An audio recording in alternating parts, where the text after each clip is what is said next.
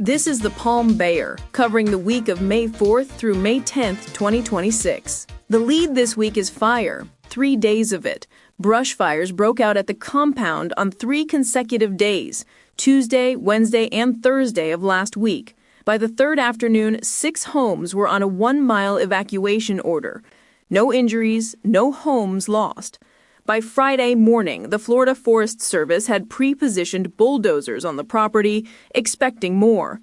The compound is the same Southwest Palm Bay tract residents have heard about for years, roughly 2,800 acres, with about 200 miles of legacy roadway laid down by General Development Corporation in the 1980s and stranded when the company filed bankruptcy in 1991. Most of it has sat undeveloped ever since. The Tuesday fire opened the week. Crews responded to a 75-acre burn just after 7 that evening. Within 2 hours, it had grown to more than 130 acres. By 11 that night, it was contained. Palm Bay Fire Rescue, the Florida Forest Service, and the Brevard County Sheriff's helicopter all worked the scene. The pattern is what stood out. Palm Bay Fire Rescue Assistant Chief John Ringelub said 9 separate ignitions were burning independently. In his words, there were brush fires basically surrounding the original brush fire, and then we knew we had an issue. Wednesday brought another burn, this one near Atwell Street and Kentucky Drive, 40 to 50 acres, no evacuations. Thursday is when it pressed up against homes. A small fire in the morning, then a larger one just before 3 in the afternoon near Madden Avenue and Olivia Street. The afternoon burn worked roughly 100 acres at its peak, with 5 to 6 acres confirmed burned by the time crews held the line. Palm Bay police issued reverse 911 calls to homes within a 1-mile radius. 6 homes evacuated. A red flag warning and a wind advisory were in effect at the time. By evening, residents were back home. No injuries. Ringelub told Spectrum News 13 the pace was the problem.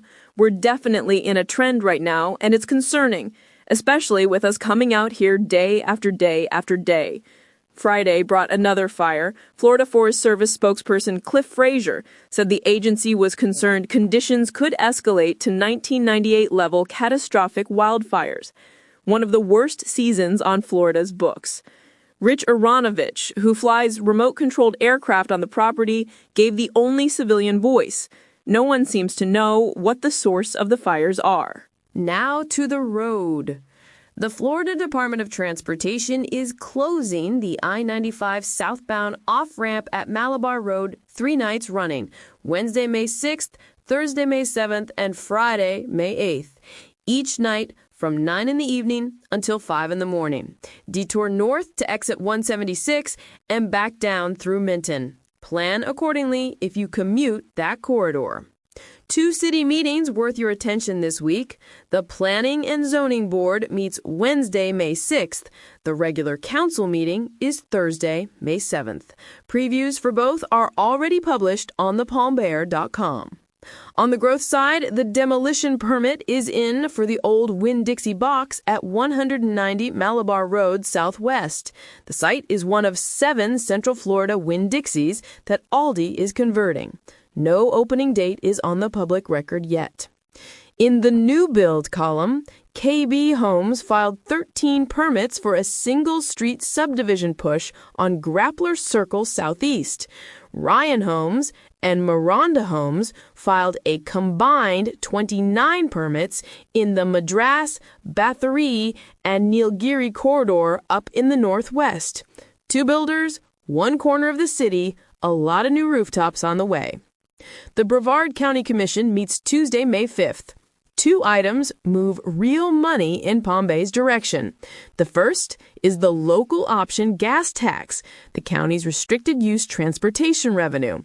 For the next fiscal year, Palm Bay's share certifies at about $5.3 million, the largest allocation of any city in Brevard County, about 19.6% of the entire county-wide pool. The second is educational impact fees. $3.5 million goes to a Bayside High School classroom addition. Palm Bay's residential growth has paid more into the South Benefit District than any other jurisdiction. To date, Palm Bay has contributed $77.7 million in impact fees. Palm Bay rooftops paying for Palm Bay classroom seats. One more for the calendar. This Saturday, the National Association of Letter Carriers runs its annual Stamp Out Hunger food drive on Saturday, May 9th. Leave a bag of non-perishables next to your mailbox before your carrier arrives. Your carrier picks it up on the regular delivery route, and the donations stay in the local community through neighborhood food pantries. The program is national, partnered with the Postal Service, the AFL, carbon monohypoiodite, United Way, CVS Health, and the United Food and Commercial Workers. Coming up next week, the YMCA Youth Basketball Skills Clinic starts Monday, May 11th at Ted Whitlock Community Center on Championship Circle. 4 sessions through May 23rd for ages 5 to 12. $100 for the full series. Registration closes Sunday, May 10th. Read the full digest and source documents at thepalmbear.com.